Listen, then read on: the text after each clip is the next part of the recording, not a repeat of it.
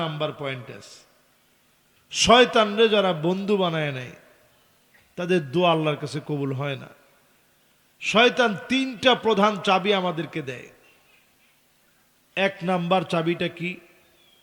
শয়তান আইসা আপনাকে আমাকে বলবে, তুমি যেমন গুনাহ করো এরকম গুনাহ সবাই করে, কাজী এখন একটু কর, পরে মাপ চেয়ে নিবে, আল্লাহ মাফ করে দিবে।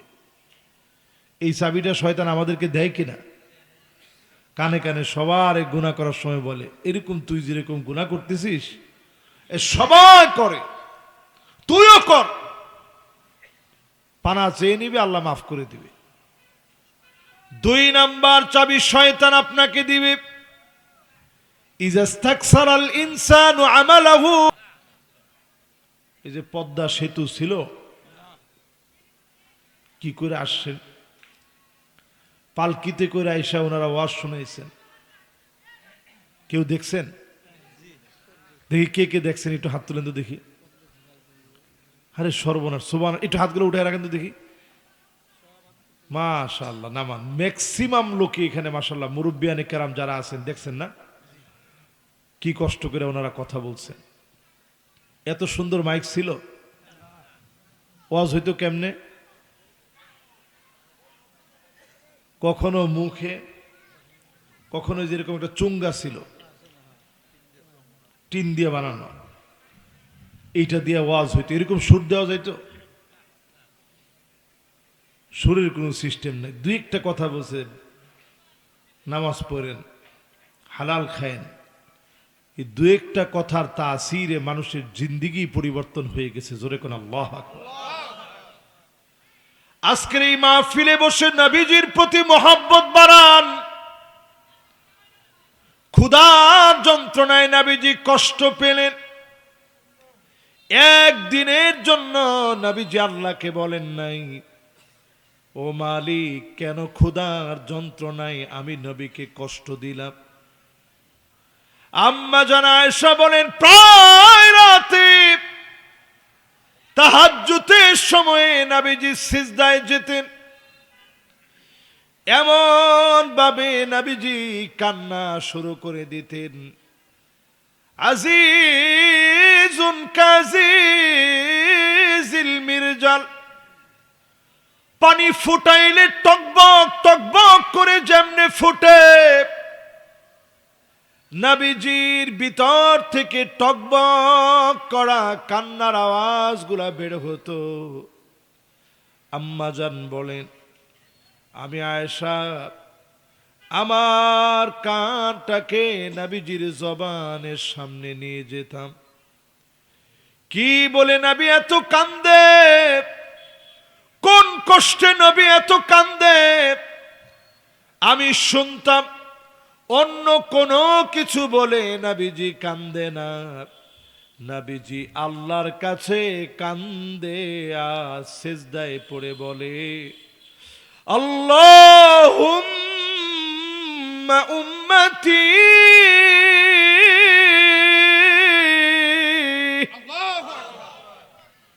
ও আল্লাহ আমার উম্মত, আমার উম্মত। এই উম্মত উম্মত বলে নবীজি কাঁদলেন। আমার আপনার জন্য নবীজি পেরেশান হলেন। আমি আপনি যদি নবীজির উম্মত হতে পারি, নবীজি সেদিন আমাদের জন্য দাঁড়ায় থাকবে, আমার আপনার জন্য অপেক্ষা করবে। পুলসিরাতের কিনারায় নবীজি আল্লাহকে বলবে, ইয়া রাব্বি সাল্লিম, ইয়া রাব্বি সাল্লিম, দয়া করে মাফ করে দেন, উম্মত গুলারে মাফ করে দেন। নবীজির দুআর কারণে যিনি মাফ করে দিবেন তিনি কে? প্রিয় ভাইরা, সুন্নতের প্রতি কার কতটুকু মহব্বত, আমাদের অবয়ব, আমাদের আখলাক, আমাদের আচরণ, আমাদের মুআমালাত সব দেখলে বোঝা যায় যে কে কদ্দুর নবীজির মহব্বত করি। এখনকার সময়ে আমরা চুল কাটি, ডান দিকে চুল নাই, বাঁ দিকে চুল নাই, পিছনে নাই, সামনের দিক দিয়ে লম্বা লম্বা চুল আছে না নাই? এই চুল কাটা নবীজির স্টাইলের চুল কাটা? এটা ইহুদিদের স্টাইল। এই ফ্যাশন নবীজি ১৫০০ বছর আগে বলে গেছেন এরকম একটা ডিজাইন আসবে, ডানে নাই, বামে নাই, পিছনে নাই, সামনে অনেক লম্বা লম্বা চুল। এটা ইহুদিদের স্টাইল। এখন মুসলমানের ঘরে ঘরে স্টাইল ঢুকে গেছে, ঠিক নি? সময় আসবে এমন, নবীজি বলে গেছেন মহিলাদের ভিতরে তাকালে দেখবা না মিসা ওয়াল মুতানাম মিসা, অধিকাংশ মহিলা বুড়ো প্রাক করবে। এখন করে না করে না? এরপরে দেখবেন মুতাফাল্লিজাত, দাঁতের মাঝখানে একটা ফাঁকা তৈরি করবে, ভ্যাম্পায়ার টিথ বানাবে, পশুর মতো দাঁত বানাবে, সৌন্দর্য দেখানোর জন্য মানুষ পশুর মতো দাঁত বানাবে। অলরেডি ট্রেন্ডিং শুরু হয়ে গেছে। এরপরে আসবে ওয়াসিলা ওয়াল মুস্তাউসিলা, পর চুলা পরবে, আগলা চুল পরবে মুসলমানের মেয়েরা। এখন পরে না পরে না? কাসিয়াতুন আরিয়াত, পোশাক পরবে পোশাকের মতো না, দেখলে মনে হবে তেমন কিছুই পরে নাই। এমন পোশাক এখন বাংলাদেশে পর্যন্ত আছে না? না, দোয়া কবুল হয় নাকি এমনি? দোয়া কবুল হয় না ৪ নাম্বার কারণ শুনেন। দোয়া কবুল না হওয়ার ৪ নাম্বার কারণ, ওয়া আনতুম তারিফুনা আন্না শাইতানা আদুউকুম ওয়া ওয়াফাকতুমু, এই কথা আমরা সবাই জানি।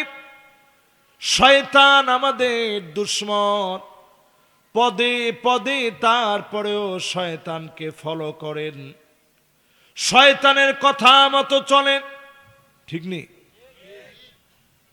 দেখবেন প্রত্যেকের মনের ভিতরেই গুনাহ করার সময় মনে হয় থাক করা দরকার নেই, প্রথম প্রথম।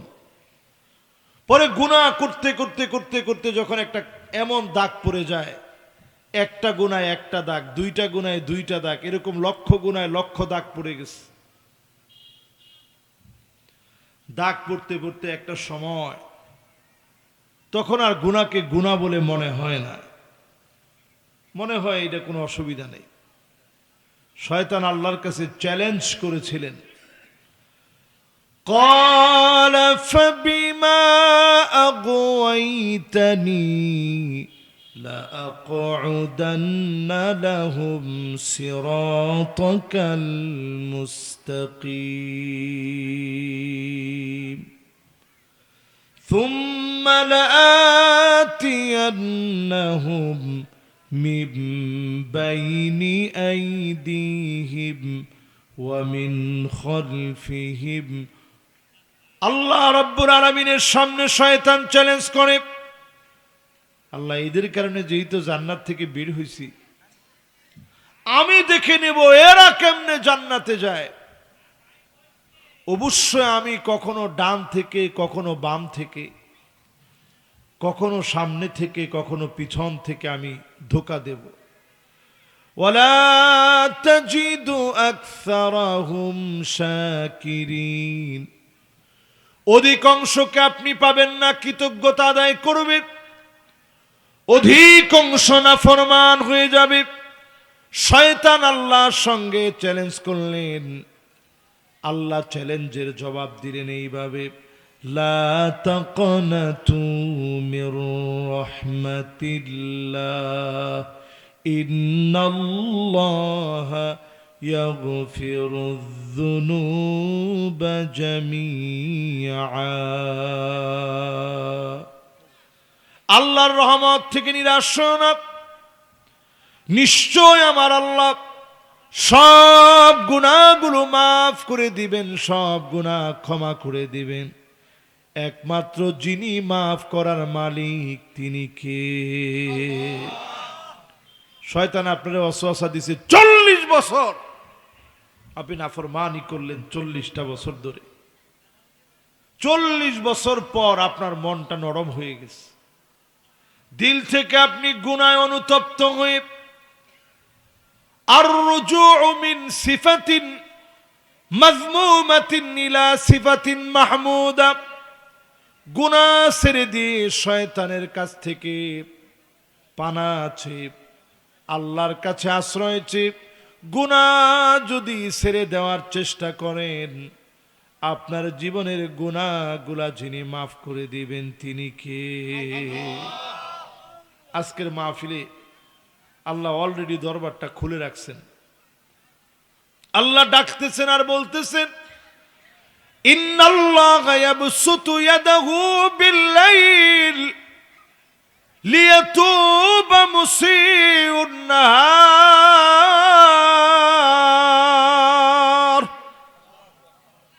কি বলতেছেন? বান্দা দিনের বেলায় গুনাহ হয়ে গেছে, এখন রাত হয়ে গেছে, এখন তো দিন না রাত হয়ে গেছে, মাফ চা আমার কাছে। দিনের বেলায় গুনাহ করেছিলি না বুঝে, অন্যায় করে ফেলেছিলি না বুঝে, এখন রাত হয়ে গেছে, মাফ চেয়ে গুনাহগুলা থেকে মাফ চাইতে দেরি, যিনি মাফ করতে দেরি করবেন না তিনি কে? প্রিয় ভাইরা, এই 4টা পয়েন্টের কয় নম্বরে আছি আমরা? শয়তান রে